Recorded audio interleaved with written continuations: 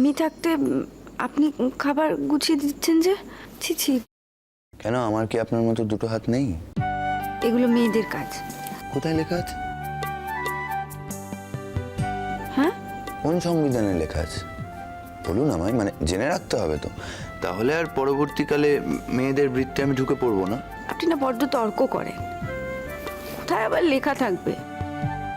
যা বলছি সেটা করুন, ঝটপট খেয়ে নিন। আজ আপনি পুলিশের কাছে যা বললেন তাতে আমি সারা জীবন আপনার কাছে কৃতজ্ঞ থাকবো। কোনটা বলুন তো? ওই যে সবার সামনে দাঁড়িয়ে বললেন উনি আমার স্ত্রী, আমার স্ত্রীকে অপমান করার অধিকার আপনাদের নেই। ওই কথাটা বললেন বলেই তো পুরো ঘটনাটা ঘুরে গেল। তা না হলে তো আজকে আমাকে লক আপে থাকতে হতো, তারপর জেলের ঘানি টানতে হতো। আর মা যদি শুনতো এই কথাটা, মা তো বোধহয় আত্মহত্যা করতো। আজ মনে হচ্ছে ভাগ্যিস আমার বাবার কোনো খোঁজ নেই। বাবা যদি শুনতো তাহলে তো মা। আপনার বাবা থাকলে এই সমস্ত কিছু করতেই না, মানে আপনাকে এইভাবে আমার সাথে চলে আসতে হতো না, মানে প্রয়োজনই হতো না হয়তো। সেটা অবশ্য ঠিক, তাহলে তো আপনার সাথে আমার দেখাই হতো না। তুমি এভাবে ভাবো কঙ্কাবতী, কিন্তু আমি তো তোমাকে দেখার আগে থেকেই জানি।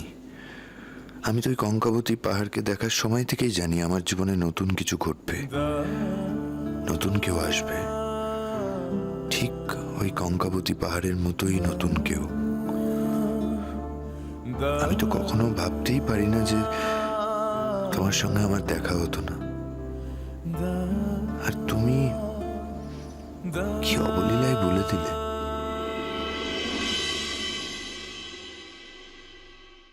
কি ভাবছেন?